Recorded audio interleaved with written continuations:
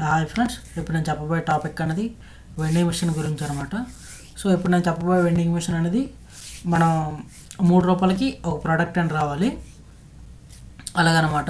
ఇప్పుడు మనం చూసుకున్నట్టయితే ఇప్పుడు నేను చెప్పిన వెండింగ్ మిషన్లో మనకు ఉన్న కాయిన్స్ ₹1 అండ్ ₹2 మాత్రమే ఉన్నాయి. కాకపోతే మనకి ₹3కేమో ఏదో ఒక ప్రోడక్ట్ అనేది రావాలి.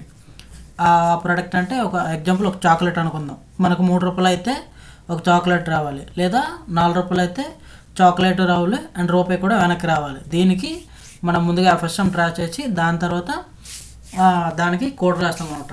సపోజ్ ఇనిషియల్గా ఎవరైనా ఒక వ్యక్తి ఫస్ట్ తన దగ్గర ఉన్నవి ₹1 ₹2 కాబట్టి కంపల్సరీ ఏదో రూపాయి కానీ లేదా ₹2 కానీ వేయగలడు. సో ఫస్ట్ రూపాయి వేద్దాం అనుకుందాం. ఇనిషియల్గా ఒక స్టేట్ నుండి ఒక స్టేట్కి వచ్చినప్పటికి ఇక్కడ రూపాయి వేసాడు. సో అప్పుడు S1 దగ్గర ఎంత ఉంది? రూపాయి ఉందన్నమాట. S1 దగ్గర రూపాయి ఉంది. లేదా ఫస్ట్ ₹2 వేసారు అనుకుంటున్నాడు, అది S2 స్టేట్కి వస్తుంది అనమాట. సో S2 స్టేట్ దగ్గర ఎంత ఉంది? ఇక్కడ ₹2 ఉందన్నమాట. ఫస్ట్ మనం ఏదైనా పాసిబిలిటీ స్టేట్ ఉంటాయి, ఏదో రూపాయి కానీ వేయగలం లేదా ₹2 వేయగలం. సో రూపాయి వేసిన తర్వాత రూపాయి అయినా వేయచ్చు, ₹2 అయినా వేయచ్చు. సో మనం రూపాయి అయిన తర్వాత రూపాయి వేద్దాం అన్నమాట. సో ఇక్కడ రూపాయి అయిన తర్వాత ఇక్కడ ఏమవుతుంది? మనం దీనికి కనెక్ట్ చేసినప్పుడైతే మొత్తం అవుట్పుట్ వాల్యూ ఎంత ఇక్కడ ఉంది? ఇక్కడ ఇప్పుడులా ₹2 ఉంటుంది. సో మనం 2 సార్లు రూపాయి వేసినా S2 స్టేట్కి వచ్చింది, లేదా ఒకసారి ₹2 వేసినా S2 స్టేట్కి వచ్చింది. సో ఇప్పుడు మళ్ళీ S1 దగ్గర ఫస్ట్ రూపాయి వేసిన తర్వాత మన రూపాయి అయినా వేయచ్చు, ₹2 వేయచ్చు. తర్వాత రూపాయి వేసినప్పుడు అది S2 స్టేట్కి వెళ్ళింది. ఇప్పుడు ₹2 వేద్దాం. ₹2 వచ్చినప్పుడు S3 స్టేట్కి వచ్చింది అనుకుందాం. ఇక్కడ మళ్ళీ ₹2 వేసాం కాబట్టి ఇక్కడ మొత్తం ₹3 అయిపోయింది. కాబట్టి మన S3 దగ్గరికి వచ్చినప్పటికి ప్రోడక్ట్ అనేది ఒకటి రావాలి. రిమైండర్ మన దగ్గర రిమైండర్ లేదు కాబట్టి రిమైండర్ అనేది 0 రావాలన్నమాట. సో S3 స్టేట్కి ఈ స్టేట్కి వచ్చినప్పటికి మనకు చాక్లెట్ రావాలి, బయటకి ఏది రాకూడదు అనమాట. నెక్స్ట్ ఇప్పుడు ఇక్కడ S1 నుండి మనం రూపాయి వేసాం, ₹2 వేసాం.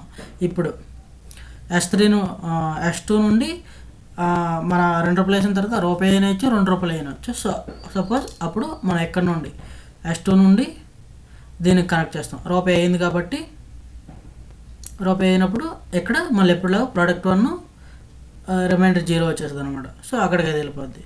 నెక్స్ట్ రూపాయి అయినప్పుడు మన ప్రోడక్ట్ 1 రిమైండర్ 0 వచ్చి, సో అవుట్పుట్ అనేది మళ్ళీ ఎప్పుడులాగా రీసెట్ అయిపోవాలి. సో S3 అనేది మళ్ళీ ఇనిషియల్ స్టేట్కి కనెక్ట్ అయిపోద్ది అనమాట. S0కి కనెక్ట్ అయిపోద్ది. అండ్ ఇప్పుడు S4 దగ్గర మనం ఒకసారి రూపాయి వేసాం కాబట్టి ఇక్కడ నుండి మళ్ళీ ₹2 వేద్దాం. ఇక్కడ నుండి ₹2 వేసిన ఏమైంది? S4కి వచ్చినప్పుడు మన దగ్గర అంత ₹4 ఉంది. ₹4 అంటే మన దగ్గర ఒక చాక్లెట్ రావాలి, అంటే ప్రోడక్ట్ అనేది ఒకటి రావాలి, అండ్ రిమైండర్ మనకి రూపాయి అనేది రావాలన్నమాట.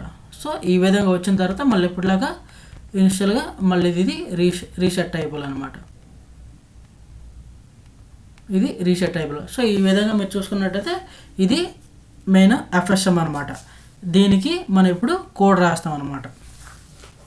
ఇప్పుడు ఇనిషియల్గా ఏ FSMకైనా ఇన్పుట్స్ అనేవి ఇన్పుట్ అవుట్పుట్ అనేది సేమ్ అనమాట. సో మాడ్యూల్ ఇన్స్టెన్స్ ఫస్ట్ ఏ FSM clock reset input output common అనమాట. ఇది నార్మల్గా అయితే ఇది మనం ₹1 ₹2 వేసాం కాబట్టి ఇన్పుట్ అనేది ₹2 అనేది ఇస్తాం. ₹2 అనేది ఏది 2 బిట్ అనమాట. 0 కాదు, 0 అదే 0 కానీ 1 కానీ అయితే అది 1 బిట్ అవుతుంది.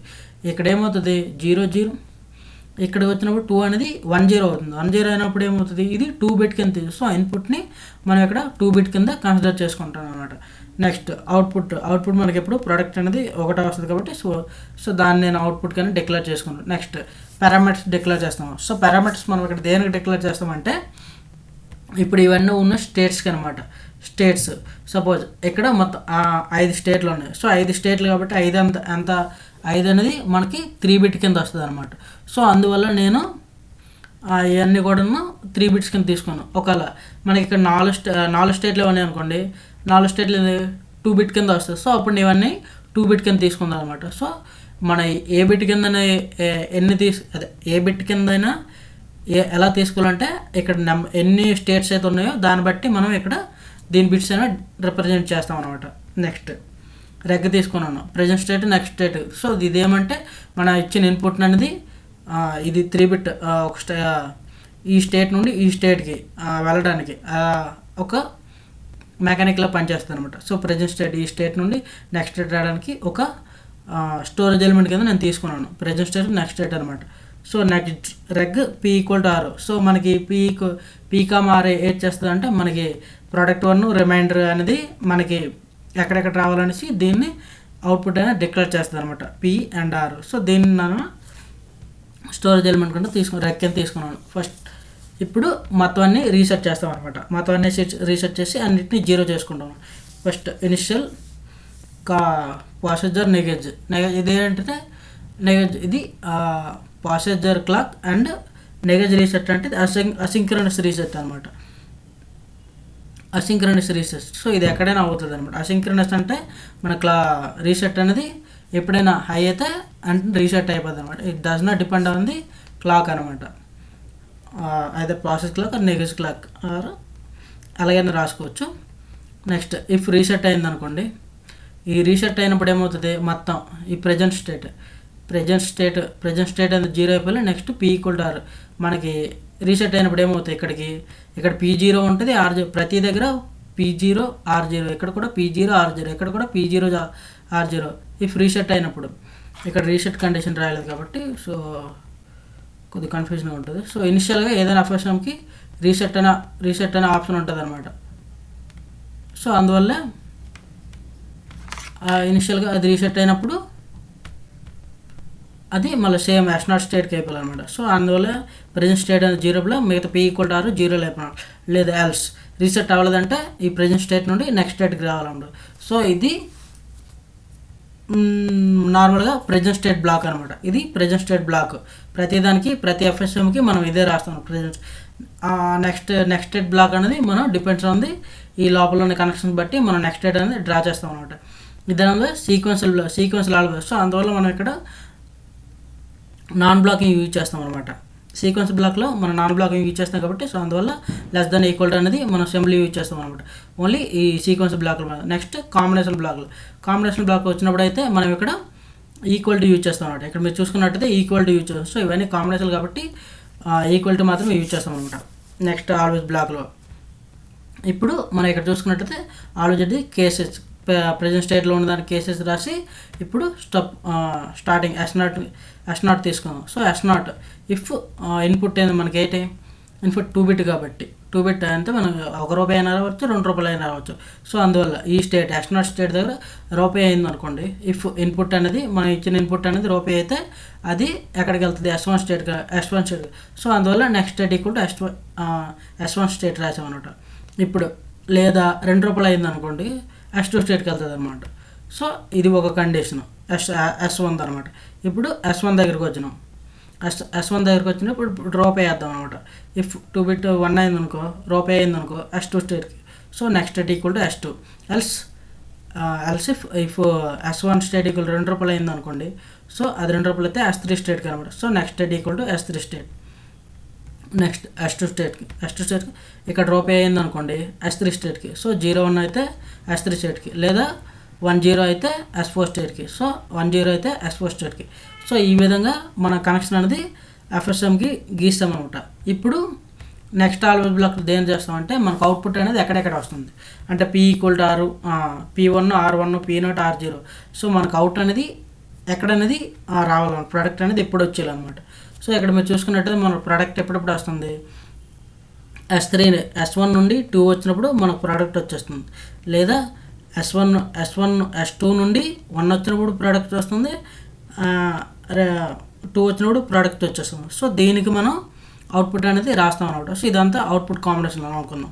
సో ఇప్పుడు కేస్ ప్రెజెంట్ ఇప్పుడు S1 10 అయింది అనుకోండి, S1 10 అయితే ₹2 కాబట్టి ఇప్పుడు మనకి ప్రోడక్ట్ అనేది ఏంటి, చాక్లెట్. ఆ చాక్లెట్ అనేది వచ్చేస్తుంది, బయటికి ఏమి ఇవ్వనమాట. సో ఈ విధంగా ప్రోడక్ట్ అనేది వచ్చేస్తుంది. లేదా ఎల్స్ అవ్వలేదు అనుకోండి, P = 0 R = 0. ఇది రాసిన రాయకుండా పర్లేదు, జస్ట్ నార్మల్గా అవ్వకపోతే P = 0 R = 0 అని రాశాను. నెక్స్ట్ ఎల్స్ S2 స్టేట్కి వస్తుంది. ఇప్పుడు రూపాయి వేసాం అనుకోండి, S3 స్టేట్కి వస్తుంది. సో మన ప్రోడక్ట్ ఒకటి వస్తుంది, రిమైండర్ ఏం రాదు. లేదా మనం ఇక్కడ 2 రూపాయలు వేసాం అనుకోండి, మన ప్రోడక్ట్ 1 రావాలి, రిమైండర్ 1 రావాలి. సో అందువల్ల ఇక్కడ మీరు చూసుకున్నట్టయితే 10 అయినప్పుడు ప్రోడక్ట్ 1 రిమైండర్ 1 వచ్చిందనమాట. సో అలా రాసామన్నమాట. ఎల్స్ డిఫాల్ట్గా P=0 R=0 అని ఇక్కడ రాసాము. సో ఇది ఎందుకు రాసామంటే డిఫాల్ట్గా అనేది మన ఈ కండిషన్ అయినప్పుడు మాత్రమే అవుట్పుట్లోనే రావాలి. లేదంటే మొత్తం అన్ని స్టేట్లో కూడా డిఫాల్ట్గా P=0 R=0 అనేసి ఫంక్షన్ చేయడానికి అనేసి మనం రాసాం. లేదా మనం దీన్ని డైరెక్ట్గా ఎక్కడ కూడా రాసుకోవచ్చు. సో P=నెక్స్ట్1 ఇక్కడ P=0 R=0 ఎక్కడెక్కడ అయిందో కూడా మనం ఈ కాంబినేషన్ ఆల్వేస్ బ్లాక్లో కూడా రాయొచ్చు. సో నేను డైరెక్ట్గా అవన్నీ ఎందుకనేసి only next state always block తీసుకొని, సో ఇందులో ఎక్కడెక్కడైతే అవుట్పుట్ అనేది 1 వస్తుందో దానికి మాత్రం ఈ కేస్ స్టేట్మెంట్ రాశాను అనమాట. సో ఈ విధంగా మనకి చూడడానికి సింపుల్గా ఉంటుంది అనమాట. నెక్స్ట్ నేను అవుట్పుట్ని పీకి అసైన్ చేస్తాను. పీ అంటే ఏంటి, మనకు ప్రోడక్ట్ అనమాట. ప్రోడక్ట్ అనేది బయటకు వచ్చేసింది అనమాట. సో అది వచ్చేసిన తర్వాత మొత్తం ఇప్పుడు వచ్చిన తర్వాత మళ్ళీ ఎప్పుడులాగా రీసెట్ అయిపోద్ది అనమాట. సో ఈ విధంగా మనం ఎఫ్ఎస్ఎంని అదే వెండింగ్ మెషిన్ని ఏదైనా ఎఫ్ఎస్ఎం గీసి మనం వెండింగ్ మెషిన్ని డ్రా అవుట్పుట్ వెరీలా కోడ్ అనేది మనం చేయవచ్చు అనమాట. సో ఇనిషియల్గా మనం ప్రొసీజర్ అంటే ఏం చేస్తామంటే ఇచ్చిన దానికి మనం ముందుగా ఎఫ్ఎస్ఎం గీసుకుంటాం. ఎఫ్ఎస్ఎం గీసి దాన్ని బట్టి మనం ప్రజెంట్ స్టేట్ రాస్తాం, తర్వాత నెక్స్ట్ స్టేట్ రాస్తాం. సో ప్రజెంట్ స్టేట్ మొత్తం అన్నిటికీ ఒకేలా ఉంటుంది. నెక్స్ట్ స్టేట్ అనేది మనం ఇచ్చిన ఈ ప్రాసెస్ ద్వారా అవుతుంది కాబట్టి సో ఈ విధంగా మనం కోడ్ అనేది రాస్తాం అనమాట. Thank you.